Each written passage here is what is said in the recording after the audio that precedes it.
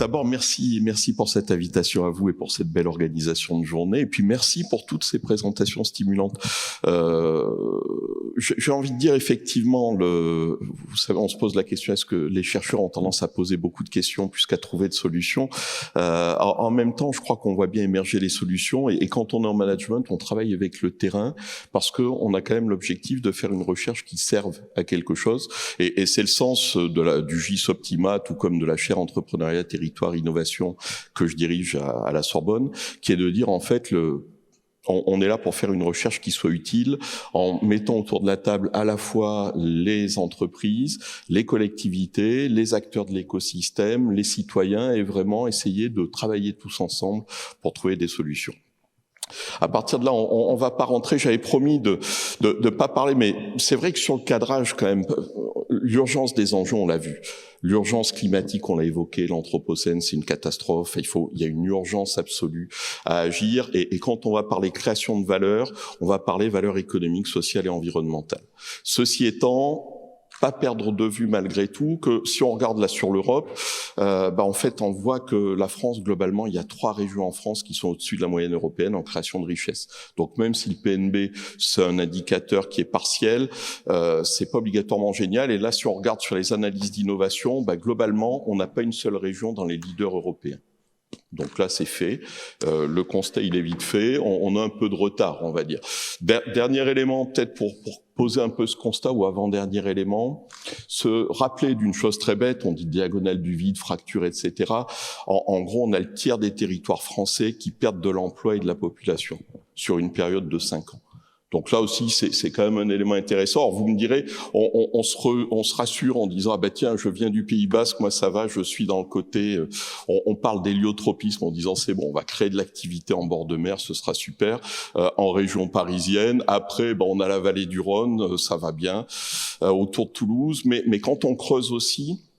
Et c'est là que je vais faire la transition avec les belles expériences dont vous avez parlé, c'est que là, on peut être quand même assez inquiet parce que du coup, on se dit les territoires, il y a une très grande diversité de situations, très grande diversité de contextes, ça nous interpelle. Et là, on comprend la nécessité de se mobiliser tous et toutes pour voir comment redynamiser les territoires, comment maintenir dans les territoires qui fonctionnent bien les dynamiques, voire les améliorer, et comment agir sur les autres.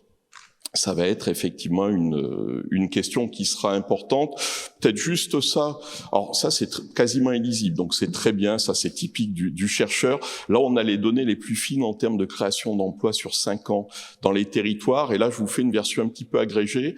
On retrouve un petit peu les mêmes choses, sauf que là, il n'y a que le critère emploi, dynamique des emplois créés, en disant, globalement, les choses, vous voyez, par rapport à la diapo que je vous avais montrée tout à l'heure, par rapport à la diapo que je vous avais montrée tout à l'heure, vous voyez que là, on a quelque chose d'un petit peu différent, c'est que certes, on peut raisonner en disant il y a des départements très mal partis, il y a des régions très mal parties, mais en fait, la dynamique, elle se construit localement.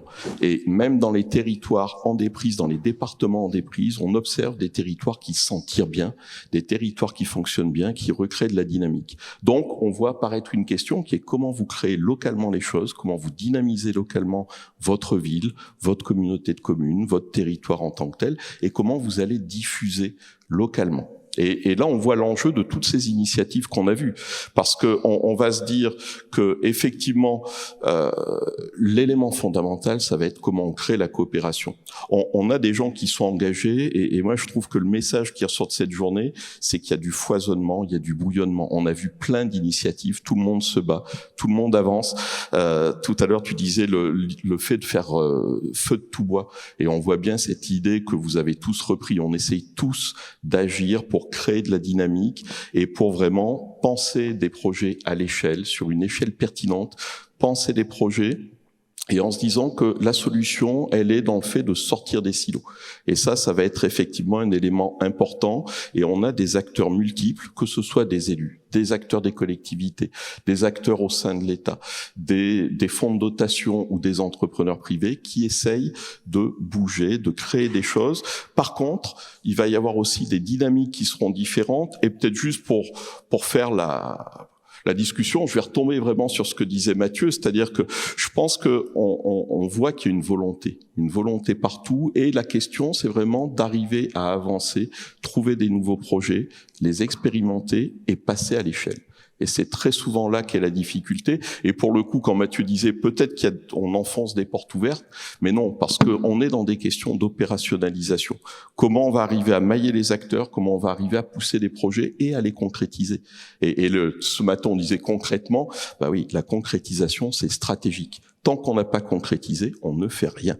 Et à partir de là, on peut réfléchir, mais la capacité, l'important, c'est d'arriver au-delà des idées, ensuite à transformer, à mettre les gens autour de la table.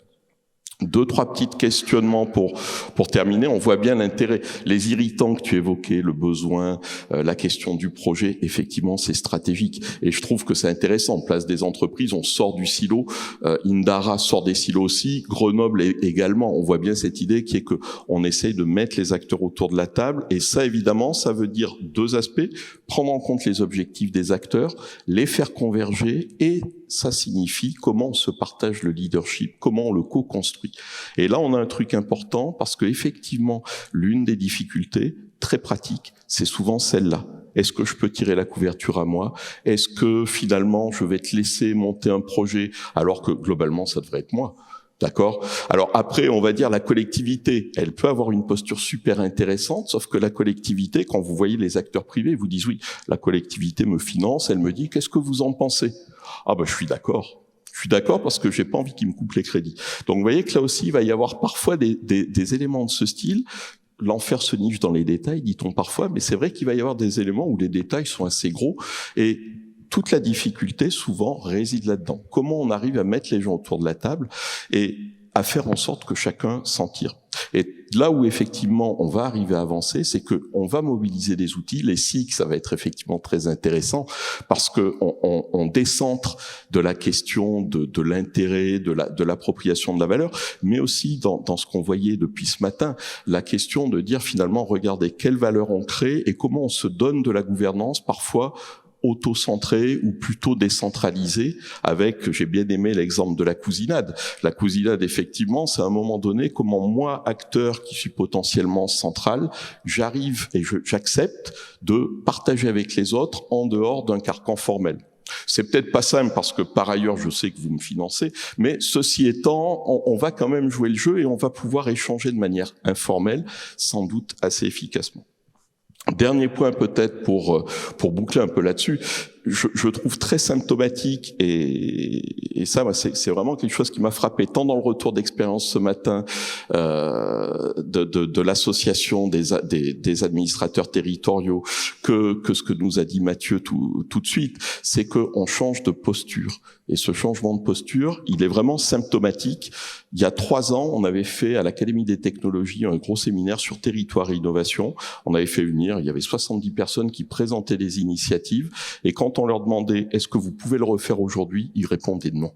Et ils vous expliquaient pourquoi c'était plus possible par rapport à des logiques d'expérimentation qui avaient pu se faire et qui ne pouvaient plus, selon eux, se faire il y a 3 ans. C'est pas si vieux que ça. Ceci étant, même époque, l'État faisait passer le message sur les métropoles. La métropole, c'est l'avenir de la France et on est champion du monde des métropoles aujourd'hui, on en a plus de 22, mais en même temps, on nous disait, en dehors de la métropole, point de salut. Et quand on a fait les premières études, qu'est-ce qu'on voit? On s'est rendu compte que sur les métropoles, en dehors de ce qui se passe en Île-de-France, où l'étude n'a pas pu sortir. Je ne sais pas pourquoi c'est pas facile d'analyser les données là, mais en dehors de cette métropole-là, on observait quoi? On observait qu'il y avait des métropoles qui avaient des dynamiques d'entraînement de leur territoire, d'autres qui avaient des dynamiques complètement coupées de leur territoire, voire appauvrissant leur territoire alentour, d'autres qui avaient des dynamiques hétérocentrées à partir de l'extérieur de la métropole et un intérieur qui s'appauvrissait. Et le cas amusant, c'était des métropoles qui n'avaient aucun effet, voire un effet négatif. Et alors là, évidemment, on se rend compte, on est fin 2018-2019, on se rend compte qu'il y a peut-être un problème, et je trouve que le symbole, c'est notamment la création de la NCT, mais aussi, par exemple, place des entreprises, c'est-à-dire qu'on voit que on passe sur une idée d'État facilitateur, un changement de logique où on dit les territoires, c'est pas seulement parler de territoire pour la province, mais c'est se dire comment on va essayer de créer localement, favoriser de l'émergence, favoriser des réflexions pour passer à l'échelle. Donc, vous voyez, du coup, c'est pas une question. J'aurais tendance à dire, c'est plutôt un propos très optimiste pour finir en disant, après des choses négatives, l'impression qu'on va dans le bon sens. Bon, certains disaient le chemin est rude, la route est longue, bien évidemment, mais je pense que l'idée du chemin commun qu'évoquait David en disant, on prend conscience et aujourd'hui que les acteurs essayent de travailler ensemble pour créer cette dynamique, je pense qu'on y va et je vois que tous les acteurs qui sont là, se sont déjà engagés à leur niveau là-dessus. Et à mon sens, les EIT, pour boucler, je trouve que c'est un bel endroit pour se rendre compte de tout ce que chacun fait, des idées que ça donne et de ce qu'on peut faire. Voilà, merci. Merci Didier.